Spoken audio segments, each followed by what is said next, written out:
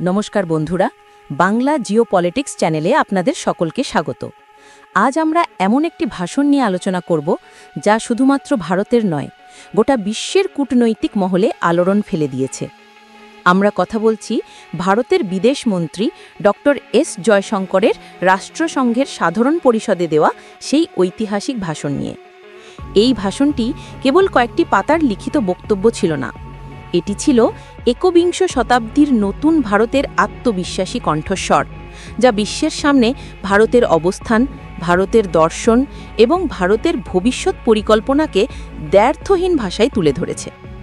আজ আমরা এই ভাষণের প্রতিটি গুরুত্বপূর্ণ দিক পুঙ্খানুপুঙ্খভাবে বিশ্লেষণ করব এবং বোঝার চেষ্টা করব কেন এই ভাষণটি ভারতের বিদেশ নীতির জন্য একটি মাইলফলক।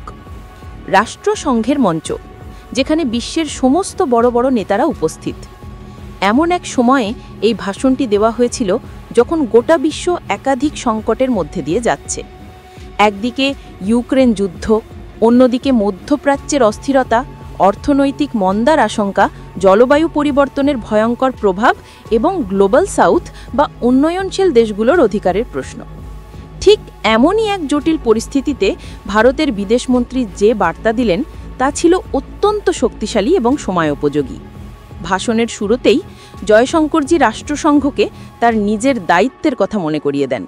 তিনি বলেন, আজ থেকে প্রায় 8 দশক আগে যখন রাষ্ট্রসংঘের স্থাপনা হয়েছিল, তখন এর মূল উদ্দেশ্য ছিল শুধু যুদ্ধ আটকানো নয়, বরং শান্তি প্রতিষ্ঠা করা। শুধু মানুষের অধিকার রক্ষা করাই নয়, প্রত্যেক মানুষের সম্মান নিশ্চিত করা। কিন্তু তিনি প্রশ্ন তোলেন, 8 দশক পরেও কি আমরা সেই লক্ষ্যে পৌঁছতে পেরেছি? আজ যখন আমরা বিশ্বের দিকে তাকাই, তখন আমরা কি দেখতে পাই?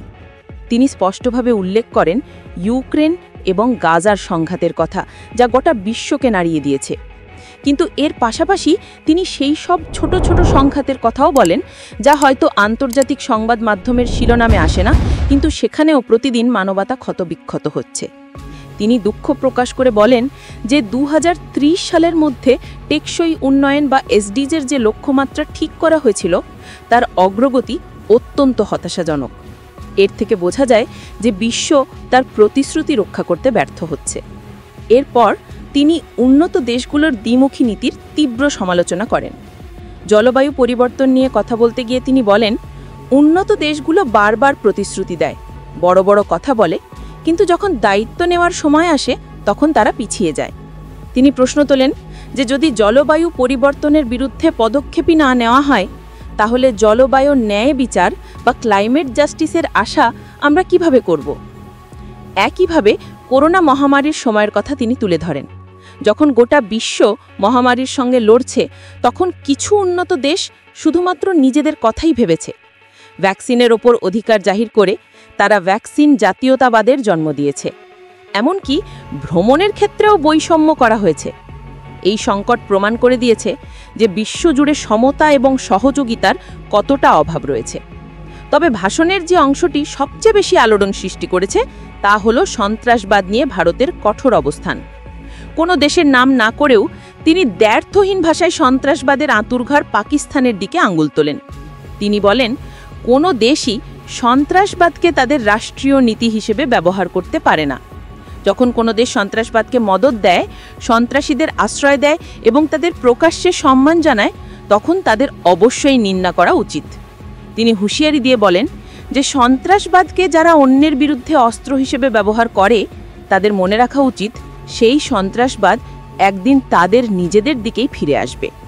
এই কঠোর বার্তার পর জয়শঙ্করজি বিশ্বের সামনে নতুন ভারতের দর্শন তুলে ধরেন।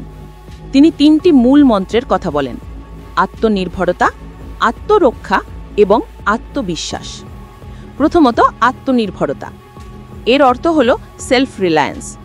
ভারত আজ অন্য কোনো দেশের ওপর নির্ভরশীল থাকতে চায় না। নিজেদের ক্ষমতা এবং প্রযুক্তির ওপর ভিত্তি করে ভারত এগিয়ে যেতে চায়।